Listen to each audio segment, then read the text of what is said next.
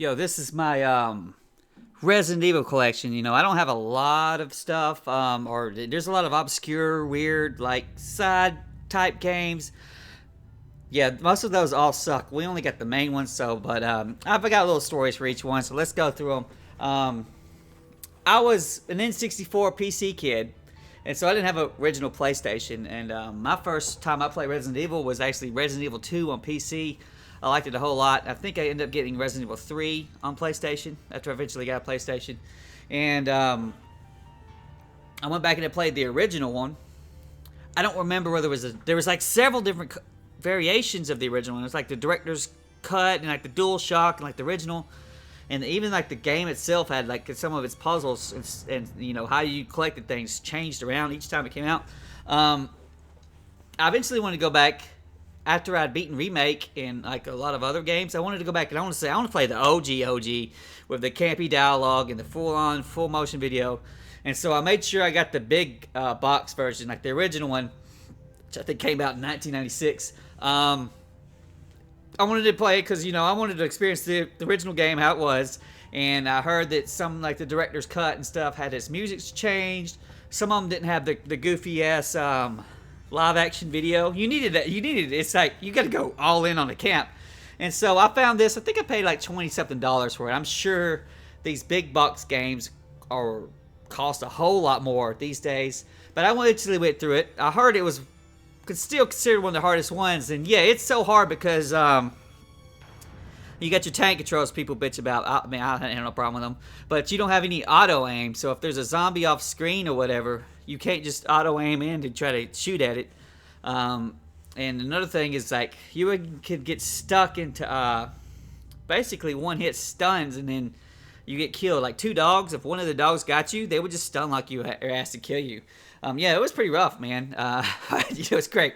And there's a lot of people who didn't like when Chris Redfield got all buffed up and turned into Ben Affleck in Resident Evil 5. But if you look at the right here, no, that was always like how he was done. I mean, he's freaking irate. His goddamn eyeballs popping up his head.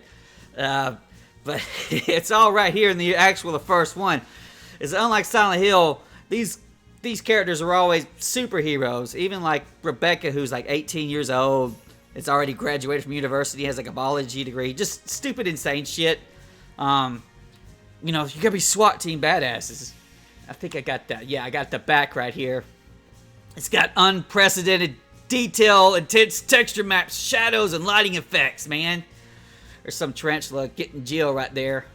Unique camera angles. People hate the static camera angles these days. I think they're still great.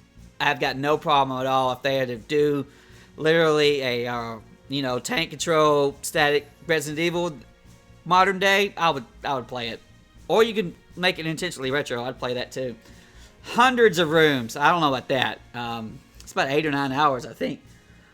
Probably not. It probably takes you a couple of goes because you go through and you're shooting the zombies and you run out of bullets and life and stuff and you can't do it. And you got to restart the whole damn game.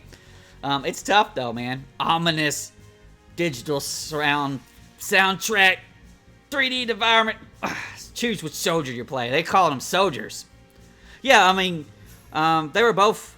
What was it? Chris was in. Was he in the Rangers, Kitty? I can't remember. I don't know. Jill was in Delta Force. No, I think he was in the Air Force. I think Chris was in the Air Force. All right, and then right here, the GameCube is where you find, all of the retro Resident Evils are all on GameCube. We're not going to talk about Survivor or any of the weird side, the spinoffs. All the retro ones are on GameCube. And back in the day, it was like, you pretty much had to have a GameCube to play, Resident Evil. It just went over there, and it probably pissed off a lot of people. Code Veronica was on Dreamcast, but it came to PS2 later. It also came to GameCube. This game right here, Resident Evil, the remake, is, I don't know, it's probably in my top 10 greatest games ever. And it's by far my favorite Resident Evil. It was scary as shit, dude. It was amazingly terrifying. The things they done were just, and it's not even that much of a separation between 1996. I think this one came out in like 2002 or something. It was freaking awesome. It was freaking really amazing. And after that, they did Resident Evil 0. Yeah, that one was rough because I think they thought that the little thing where you go and put your items in the treasure chest in one room, and then you go to another save room and you open the treasure chest, your items were still there. It's like, that's not real. And so instead what they did is, like, you'd have two characters, they both have inventories, and there was no item box. So when you could literally put down items on the ground where if you didn't need them, or you need to pick up something else, instead of having to go back and forth between the box. But there was no box at all. And so what generally happened for me, because I like to hoard the items, is that I would clear out, like, oh, well, here's the first part of the mansion or whatever, and like now we go to the lab or whatever. But I would take all of my shit with me to the lab. And it would take 3 or 4 trips with 2 characters loaded down with shit to take it all the way to the lab with them. And then there was some kind of, damn it, I can't remember, it was a key item, some kind of grappling hook thing or something like that, and you had to use it over and over again. I think it took up 2 slots. And you end up using it 3 or 4 times, like, throughout the game, that you would go and not have hours before you'd have to go and use it again. And so you would get to a point where you need the grappling hook, but you've left it freaking, 25 rooms back. Gotta go get it. I think that was really the death knell for the final draw for the old retro Resident Evils to be done like that. It's like, we got to change this shit. And that's why Resident Evil 4 followed them up. Okay. And so, while I had these on originally other systems, I got them all together on GameCube. Now, when they redid this, they had, I think it was called Control Style C, where you could you hold forward to walk forward. No, you don't hold forward. There's no forward holding. You really hold down the right trigger, I believe it was, and your character would walk. If you held it down harder on the GameCube, you press that little extra knob down. That's when they would run. I think that's how that worked. I now use that control style through all of the old tank-style Resident Evils, and it's in every single GameCube version. It's like Veronica X, I'm assuming, is going to be better than Dreamcast version. A lot of people say that Resident Evil 2 and 3 are best in Dreamcast. I think the textures were slightly higher, but it's not enough to make a difference. The only problem with these GameCube versions is they were released in limited quantities, and they were very expensive. I don't know what they're running today, but I think they were released for like $40, and they just stayed around that price. It was hard as hell to get them. I eventually found them bit by bit to complete my collection. And I remember specifically that before Resident Evil 5 came out, that I wanted to go through and make sure I beat every one of them legit, no cheats. I think on the first Resident Evil 2 on PC, I hex edited it to have like unlimited machine guns and everything else. No easy mode on Resident Evil 3, which is like pretty much God mode. We went through legit on all of it. Code Veronica is hard as fuck. These games right here are not very hard at all. Code Veronica was really hard, and then I was in love with a Dreamcast. It was so amazing, and I remember my parents were out of town, and I went to this Chick-fil-A, and I bought 5 Chick-fil-A's, and I had Resident Evil Code Veronica. We was going to play it over the weekend, and I got really far. I got to the part where a lot of people get, you're switching back and forth between Chris and Claire, and I think I had all the stuff on Claire, and it switches over to Chris, and all he had was a knife, and he had to fight Alexa with a knife, which is like the super final boss. It's like, my game was fucked. That's a severe flaw in Code Veronica. The other severe flaw being Steve Burnside, but this is Resident Evil 4 GameCube. It was freaking amazing. I think a lot of people actually played it first on PlayStation. No, it was nowhere near as good as it was on GameCube. But what I remember, I didn't buy this. I had a GameFly subscription at the time, so I rented it from GameFly.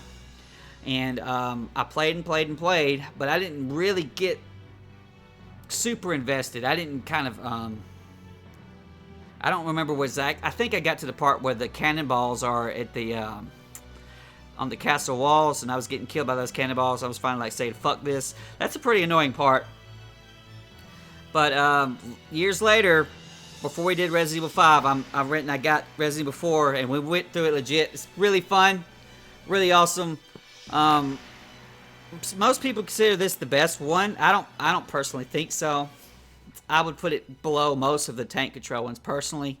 Um, you know, it's still a great game though. And you know it's all available on every damn platform ever these days. I think I got my little GameStop sticker there. What did I pay? $39 for it? $29? Still pretty good price. All right. Resident Evil 5 is my second favorite Resident Evil game, and it's because of the co-op. The co-op is what makes that game. I've hardly ever played it with just Computer Shiva. I heard that people just bitch and moan about poor Computer Shiva just because she's like an idiot or something, and it kind of sucks because I really liked her and I always played her. She was left-handed, you know, like on the co-op games, one person would be right-handed, one person would be left-handed generally, so you could open up a door and both look through it.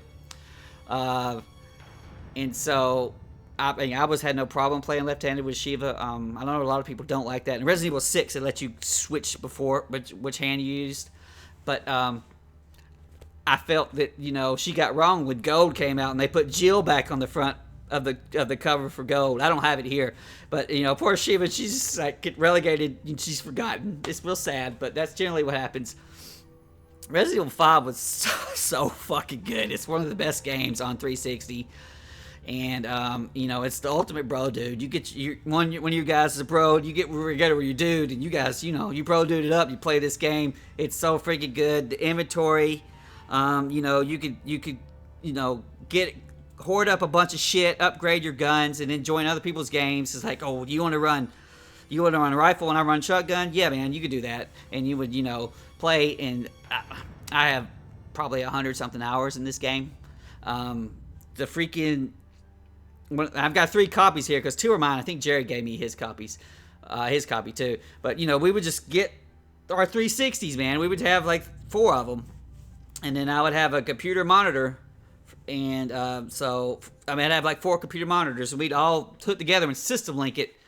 And so we didn't need to have Xbox Live, and we could just system link it, and there was no lag or anything. And dude, just play that thing, Mercenaries. A 2-player Mercenaries where you go against each other. Well, there's like a 2-player, and then there's like the 4-player, and it's like groups of 2. A lot of people thought that was dumb. It's not really about killing the other person. I mean, the other team. It's about griefing them. It's about stealing their kills. And so, like, take the I forgot the name of the level, but it's the main one that most people play on Mercenaries, where you're in the city. I mean, the old city, and the hammer guy, axe hammer guy comes out. He's worth a lot of points, and so you would work together to get him wounded down, and then you'd have to steal the kill from the other person, usually throwing a grenade or something. They're freaking break the magnum out and shooting them in the face, things like that.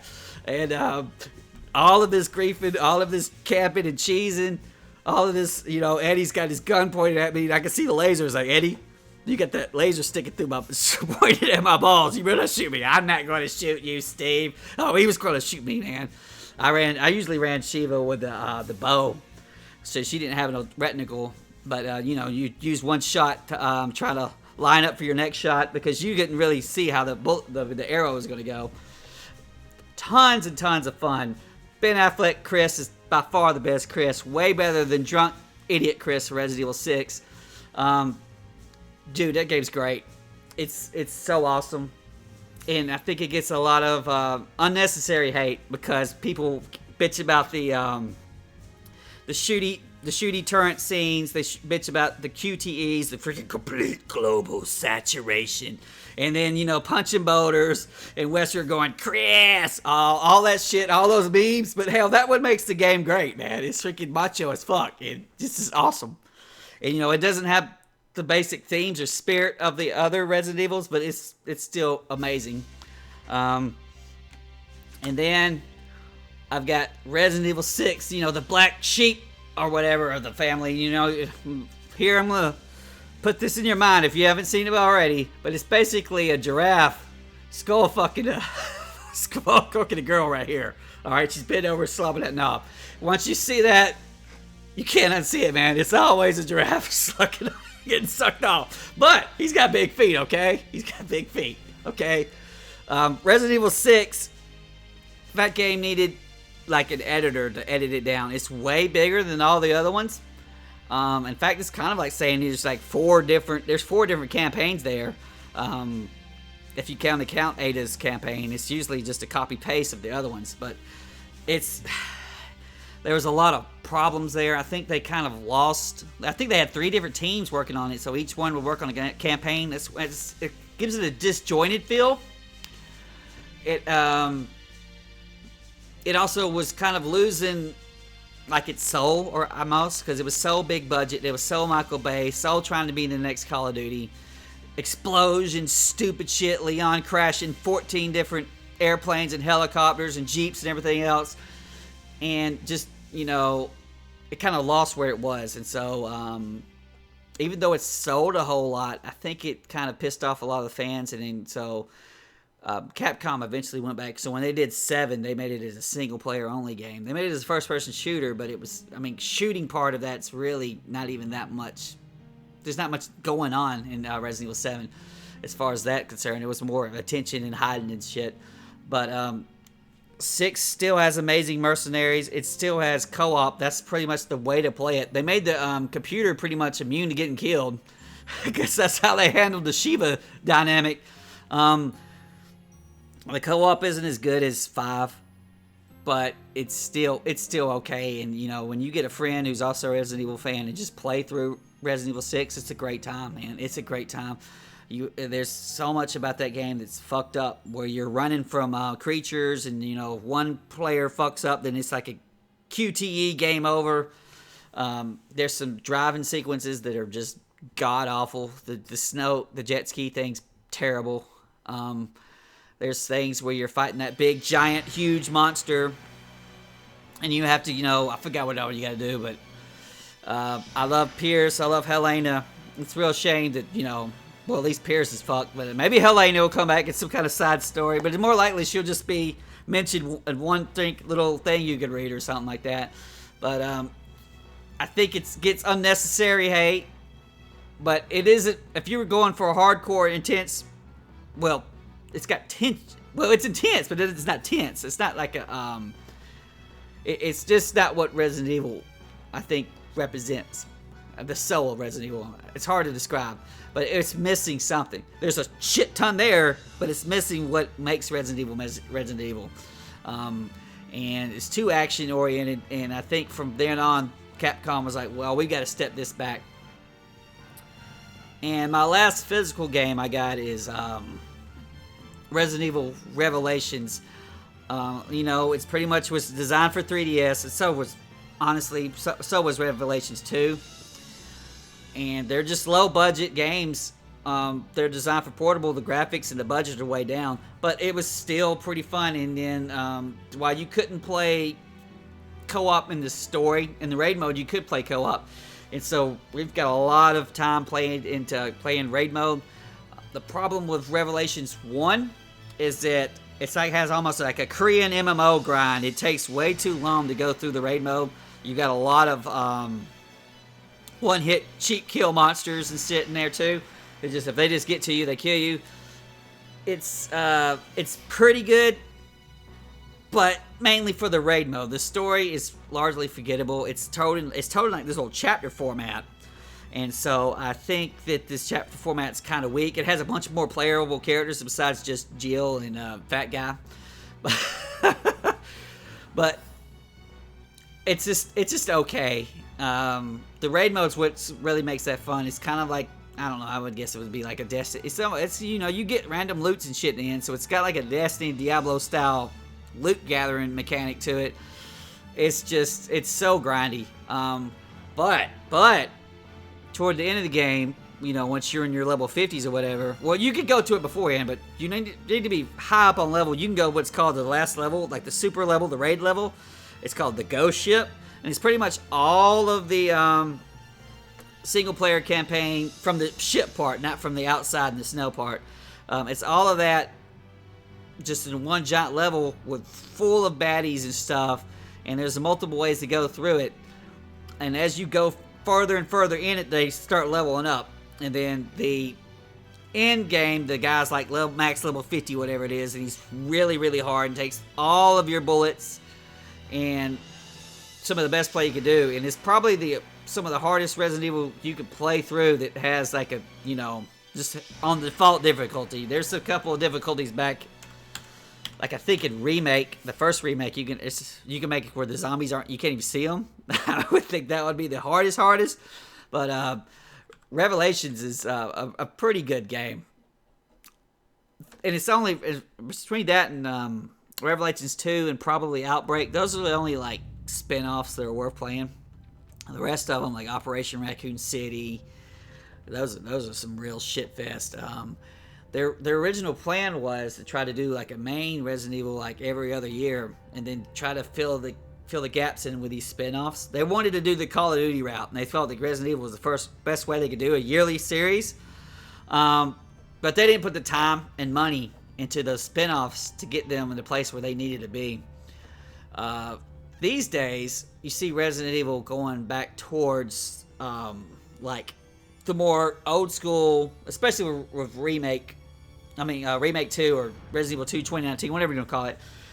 It's like going back to this retro old school, between 7 and the Remake 2, where it's not super action oriented, but there's no 2-player. I miss 2-player. I miss 2-player a lot.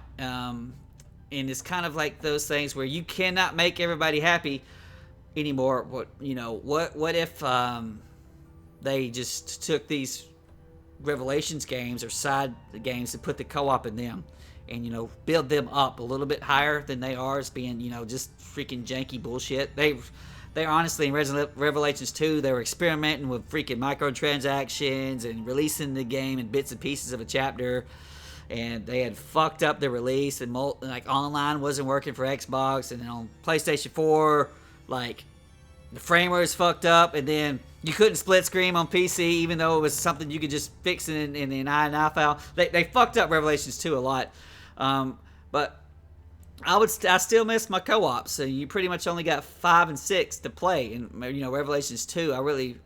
And Revelations 1. Maybe I might go back to Revelations 2 one day, but I really couldn't stomach going the Korean grind through Revelations 1. It takes so long, hours and hours and hours to go through to get your character up to level 50. But that's my physical collection. These days we're all about the digital, but I've got a lot of memories of it, man. I've got a lot of memories, especially of, all of these games are freaking awesome. Right now, GameCube is still the best. Forget these right here. I think everything else you could get on, everything else you could get pretty much on whatever platform you want, whatever modern platform. I think GameCube's the best way for these games, the price. Eventually, I'm hoping the PlayStation 5 will just play those games just straight out. Hopefully, they will. And maybe there'll be some enhancements or some trophies given away. We'll have to see. We'll have to see what Capcom does. Maybe trying to do another half-ass collection like they did with Street Fighter 30th Anniversary. I expect that's the route they'll go. But, that's how things are. But that was my physical collection, guys. What was your favorite game, I guess? What was your favorite Resident Evil game? Mine's definitely Remake 1. But, give me a like, sub, and all that good shit, all right?